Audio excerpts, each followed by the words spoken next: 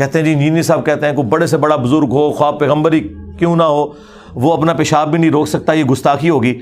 بھائی اللہ کے بندوں اگر یہ گستاخی ہے تو اس جملے کو الٹ کرو کہ بڑے سے بڑے بزرگ اور پیغمبر اپنا پیشاب خود روک سکتے ہیں اللہ کی مرضی کے بغیر، تو یہ بات کرو آج ہی فتوی کفر لے لو، ہم سے نہیں، دنیا کے 1.5 ارب مسلمانوں سے لے لو فتوی کفر۔ اس میں کون سی گستاخی ہوگی؟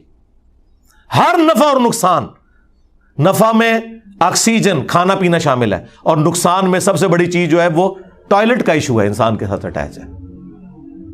اللہ ہی مالک ہے۔ تو یہ بات اس لیے بولنی پڑتی ہے تاکہ آپ لوگوں کو یہ بات سمجھ آئے کہ جب توحید کی بات ہوگی پھر کوئی پیغمبر، کوئی فرشتہ، کوئی بزرگ بابا، شاہی کوئی نہیں اللہ کے مقابلے پر۔ اب یہ کہتے ہیں کہ جی وہ یہ بات کہاں لکھی ہوئی ہے؟ حالانکہ یہ لکھی ہوئی ہے، حضرت ابوبکر صدیق نے جو کچھ بولا وہ کہیں نہیں تھا لکھا ہوا، خود سے بولا انہوں نے، لیکن میں جو آپ کو بتا رہا ہوں یہ ایگزیکٹلی انہی الفاظ کے ساتھ لکھا ہوا ہے قرآن میں، اس سے زیادہ پیشن کے ساتھ۔ آپ نے نہ قرآن پڑھا، نہ آپ کے بزرگوں نے پڑھا، نہ ان کے بزرگوں نے پڑھا، ترجمہ ہی کوئی نہیں تھا، عربی سیکھتے کوئی نہیں تھے۔ قرآن میں یہ ساری باتیں لکھی ہوئی ہیں۔ تو یہ جو 2 کرٹیکل چیزیں ہیں نا، میں وہ مختصر سے وقت میں کور کر دیتا ہوں اس حوالے سے۔ یہ جو میں نے پہلا کلیم کیا نا کہ اللہ کے مقابلے پہ جب بات لائی جائے گی نا پھر کوئی جن، فرشتہ، پیغمبر کوئی شے نہیں ہے، حالانکہ یہ سب اللہ کے بندے اور اللہ کی پارٹی کے لوگ ہیں، لیکن اللہ کے مقابلے پہ جب لوگ انہیں کھڑا کرتے ہیں نا پھر اللہ تعالیٰ ان کو ایگزامپل بناتے ہوئے دماغ کھولتا ہے۔ اس وقت پھر اللہ خیال نہیں کرتا کہ کسی پیغمبر کی توہین نہ ہو جائے، کیونکہ اللہ کے سامنے تو کسی کی کوئی توہین نہیں ہوگی، اللہ تو توحید کو اسٹیبلش کرے گا۔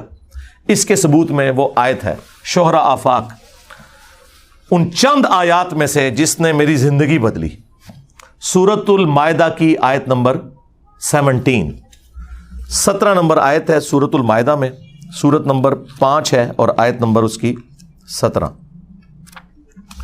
لقد کفر الذین قالوا ان اللہ هو المسیح ابن مریم، بے شک وہ لوگ کھلا کفر کر رہے ہیں کہ جو کہہ رہے ہیں کہ عیسیٰ ابن مریم ہی اللہ ہیں، نعوذ باللہ۔ وہ کھلا کفر کر رہے ہیں جو یہ کہہ رہے ہیں کہ جیزس کرائسٹ اللہ ہے۔ قل فمن یملک من اللہ شیئا، بابے تے شاہی کوئی نہیں۔ ہاں اے شاہ جڑا لفظ ہے نا یہ عربی دا جے، اردو میں بھی آیا پنجابی میں۔ قل فمن یملک من اللہ شیئا، اے نبی ان سے فرما دو بھلا بتاؤ اللہ کے مقابلے پر کوئی اتنی سی بھی جرت رکھتا ہے اس بات کی؟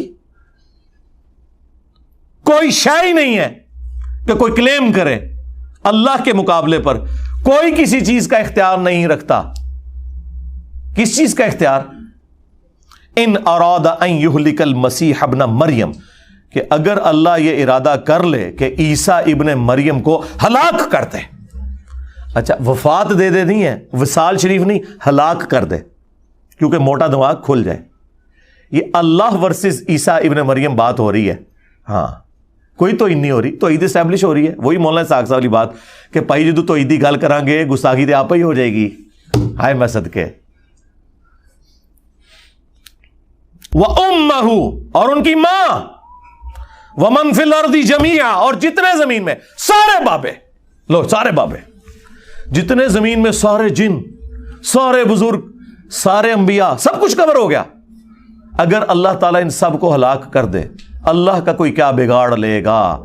قُلْ فَمَن يَمْلِكُ مِنَ اللَّهِ شَيْئًا، اللہ کے مقابلے پر کوئی کیا اختیار رکھے گا؟ اللہ کا کوئی کیا بگاڑ لے گا؟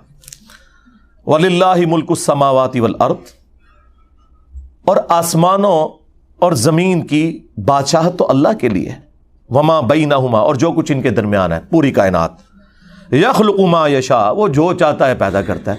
یار اگر عیسیٰ ابن مریم بغیر باپ کے پیدا ہو گئے، اس کا مطلب تم نے کہاں سے نکال لیا کہ وہ اللہ کے بیٹے ہیں یا اللہ انسانی شکل میں آ گیا؟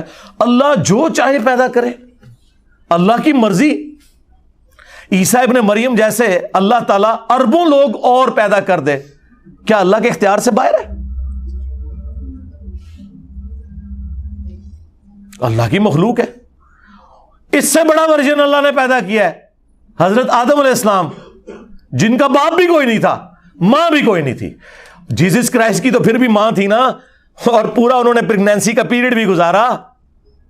لیکن حیران کن بات ہے, کرسچنز جو ہے حضرت آدم کو اللہ کا بیٹا نہیں کہتے, اور ان سے جو چھوٹے ہیں اس سٹیٹس کے اعتبار سے, مرتبے کے اعتبار سے میں بات نہیں کر رہا, کہ جن کی ماں تو تھی انہیں اللہ کا بیٹا کہتے ہیں, جس کی نہ ماں نہ باپ اسے کہتے ہیں کہ جی وہ اللہ کا بندہ ہے.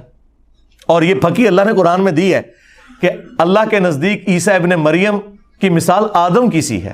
ہائے میں صدقے, میرا رب بھی جو ہے نا الزامی جواب دے کے اس باتوں کو سمجھاتا ہے. الحمدللہ.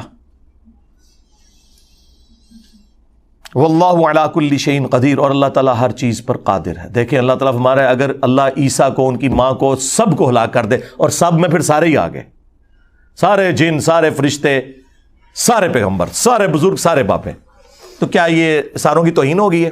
نہیں. جب توحید اسٹیبلش ہوگی پھر بات اسی طریقے سے ہوگی. ہمارے نبی کے بارے میں بھی آیا ہے, قل ارائیتم ان اہلکنی اللہ ومن معی او رحمنا فمن یجیر الکافرین من عذاب علیم.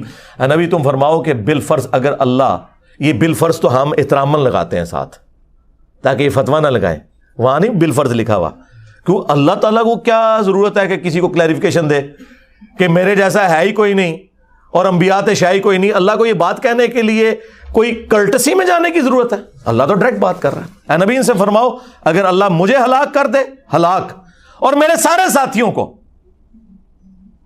تو ہمارا کوئی اختیار نہیں اللہ کے مقابلے پر. تو کافر کس زوم میں ہے کہ کافروں کو اللہ کے عذاب سے کوئی بچا سکتا ہے؟